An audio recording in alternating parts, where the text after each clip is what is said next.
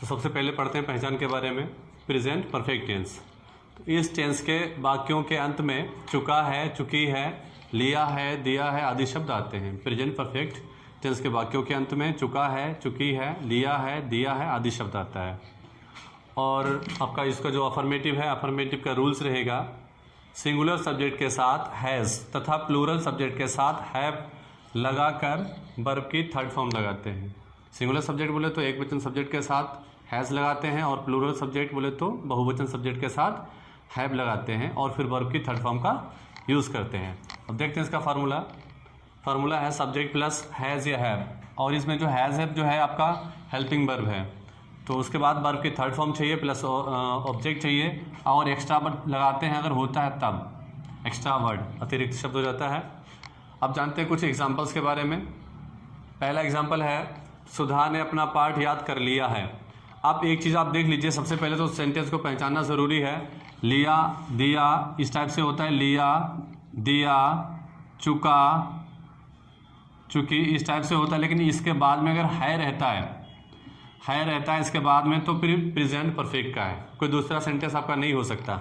और इसके बाद में है नहीं दिया है, लिया, दिया, किया, दिया है, इस ऐसा सिर्फ दिया है तो होता है फिर आपका पास्ट इंडेफिनिट। तो ये आपका है वाला दिया है तो ये प्रेजेंट परफेक्ट है। सुधा ने अपना पाठ याद कर लिया है, तो सब्जेक्ट इसमें कौन है? सबसे पहले सब्जेक्ट की अंग्रेजी चाहिए, सुधा है, सुधा। उसके बाद क्या चाहिए? Helping verb. सिंगुलर है तो हैज़, सिंगुलर नाउन है, जो नेम होता है वो नाउन होता है, वो सिंगुलर या प्लूरल नहीं होता, तो नाउन जो होता है हमेशा सिंगुलर में ही माना जाता है। तो सुधा हैज़, उसके बाद क्या चाहिए? Helping verb. वो क्या नाम? वर्ब चाहिए। वर्ब क्या है? वर्ब बोले तो काम क्या है? याद करना। सुधा हैज़ लर्न होता है, थर्ड फॉर्म हो जाएगी लर्नड। सुधा हैज़ लर्नड, क्या याद कर लिया है?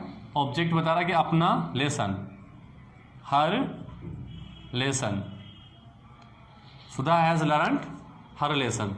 अगला एग्जांपल है मैंने खाना खा लिया है। मैंने खाना खा लिया है, सब्जेक्ट आपका रहेगा आई, और हेल्पिंग वर्ब है have.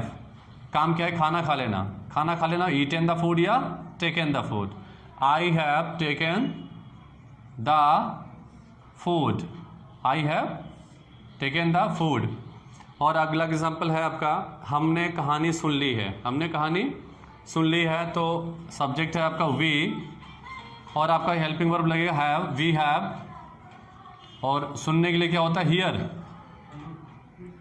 We have heard the story, we have heard the story.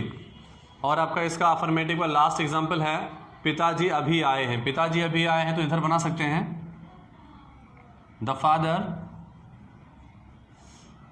Father has just come, just come, ये इस टाइप से बन जाएगा।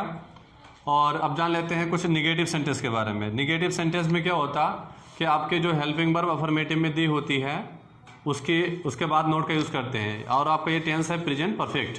प्रेजेंट परफेक्ट का टेंस है, तो प्रेजेंट परफेक्ट टेंस में हैज हैव के बाद नोट का यूज़ होता है। देखते हैं इसके एग्जाम्पल के बारे में। वह कॉलेज नहीं गई है। वह कॉलेज नहीं गई है, तो वह के लिए गई है तो आपका फीमेल है, सब्जेक्ट तो शी हो जाएगा। She has not gone to college, she has not gone to college, full stop. उसके बाद है आपका लास्ट एग्जाम्पल, तुमने अपनी पुस्तक नहीं बेची है। सब्जेक्ट है तुमने, यू हो जाएगा, यू हैव नॉट, बेचने के लिए होता है सोल्ड, थर्ड फॉर्म, सेल होता है, सेकेंड या थर्ड हो जाती है sold. You have not sold your book, अपनी पुस्तक हो जाएगा your book, you have not sold your book. तो स्टूडेंट ये आपके अफर्मेटिव के सेंटेंस थे। अफर्मेटिव के बाद निगेटिव वाले आप कुछ जानते हैं इंटेरोगेटिव के रूल्स और एग्जांपल्स के बारे में भी। इंटेरोगेटिव का रूल नंबर 1 है, यदि सेंटेंस क्या शब्द से आरंभ हो तो क्या शब्द की अंग्रेजी सब्जेक्ट के अनुसार हैज़ या हैव लगाते हैं, फिर सब्जेक्ट लगाते हैं, फिर वर्ब और ऑब्जेक्ट लगाते हैं। यदि सेंटेंस क्या शब्द से स्टार्ट होता है तो क्या शब्द की अंग्रेजी, वैसे तो क्या शब्द की अंग्रेजी व्हाट होती है, लेकिन जब सेंटेंस आपका क्या शब्द से स्टार्ट हो तो क्या शब्द की अंग्रेजी व्हाट नहीं लगाते, बल्कि सब्जेक्ट के अनुसार हैज़ या हैव लगाते हैं। जैसे आपका फार्मूले में दिया है, ये आपका हेल्पिंग वर्ब है HV, तो सब्जेक्ट के हिसाब से लगाएंगे, सब्जेक्ट के अकॉर्डिंग। सब्जेक्ट है तुमने, तो यू होता है, तो बहुवचन है आपका प्लूरल सब्जेक्ट, तो क्या हो जाएगा हैव यू। हैव यू, उसके बाद क्या चाहिए है काम, वर्ब। वर्ब मीन्स क्रिया, क्रिया बोले तो काम। काम क्या है, पीना। हैव यू टेकन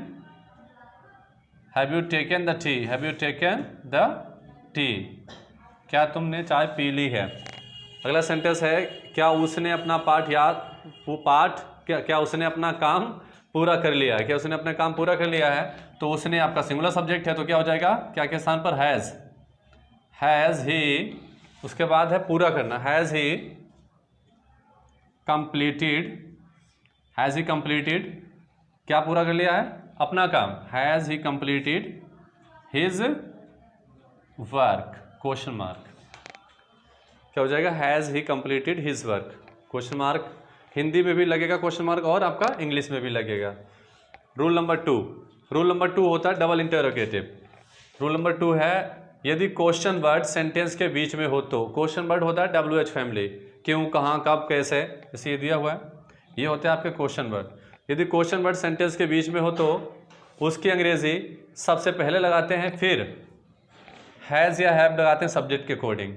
सब्जेक्ट अगर आपका सिंगुलर है तो हैज़ लगाएंगे क्वेश्चन वर्ड के बाद, फिर हैव लगाते हैं, फिर सब्जेक्ट, फिर वर्ब और ऑब्जेक्ट लगाते हैं।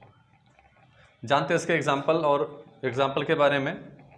वह आज क्यों नहीं आया है, तो आपका जो क्या से तो स्टार्ट है नहीं, क्वेश्चन वर्ड वाला है, तो क्वेश्चन वर्ड सेंटेंस के बीच में क्यों, तो क्यों की अंग्रेजी सबसे पहले, अर्थात क्वेश्चन वर्ड शब्द की अंग्रेजी सबसे पहले लगा लेते हैं, लगा ली। उसके बाद सिंगुलर सब्जेक्ट है तो हैज़ हो जाएगा, वाई हैज़ ही, और नॉट भी दिया है तो नॉट हो जाएगा, why has he not come, came, come, third form same रहती है ऐसी।